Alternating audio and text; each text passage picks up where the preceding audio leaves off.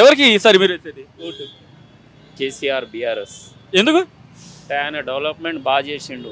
ఆ. 9.5 years ఆ. ఆయన పరిపాలన బాగుంది. ఓకే. కానీ నవీన్ యాదవ్ లోకల్ ఇక్కడ కంటెస్ట్ చేస్తున్నారుగా. ఇప్పుడు నవీన్ యాదవ్ అంటే ఇప్పుడు నవీన్ యాదవ్ మంచోడే, ఏరియాలన్నీ తిరుగుతాడు, కానీ ఆయన తీసుకున్న పార్టీ ఏదైతే ఉందో అది కరెక్ట్ కాదు. రేవంత్ రెడ్డి ఎవరైతే సీఎం ఉన్నారో ఆయన కరెక్ట్ స్టాండ్ మంచి కాదు. వాళ్ళు ఇచ్చిన 6 గ్యారంటీల్లో ఏది అమలు అవుతలేదు. ఓకే, నవీన్ యాదవ్ ఇండిపెండెంట్గా కంటెస్ట్ చేస్తుంటే లాస్ట్ టైం కూడా నవీన్ యాదవ్ 2014లో కంటెస్ట్ చేసినప్పుడు అందరూ ఆయనకే సపోర్ట్ చేసినాం. సో ఈసారి రేవంత్ రెడ్డిని చూసి ఆయనకు పడే ఓట్లు కూడా పడేటట్టు ఉండవు మా ఏరియాలో. ఓకే, ఖచ్చితంగా ఇది బీఆర్ఎస్ అయితే. బీఆర్ఎస్. ओके किसको कैसे?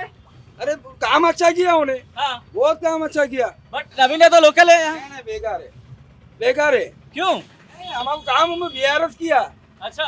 बीआरएस भी आना है, हाँ बहुत बेकार किया। हाँ. सुनीता मैडम ही आएंगे। సన్న మీరేమనుకుంటున్నారు, ఎవరు అనుకుంటున్నారు మీరు? ఇక్కడైతే అంచనా అయితే నవీన్ వస్తాడని అనుకుంటున్నాం, కాంగ్రెస్. ఎందుకంటే మూడు సారి మన తెలంగాణ వచ్చినందుకు ఒకసారి నవీన్ కి అందరు ఛాన్స్ ఇస్తారు. పక్క వస్తుంది సార్, పక్క వస్తుంది నవీన్ కి. కానీ నవీన్ ఏం చేయలేదు అంటాడు ఇప్పుడు ఒక ఆయన.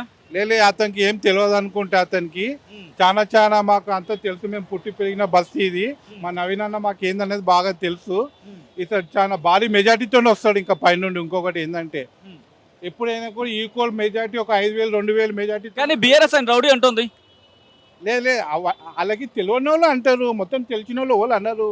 అతను MBA చదువుకున్నాడు అతను.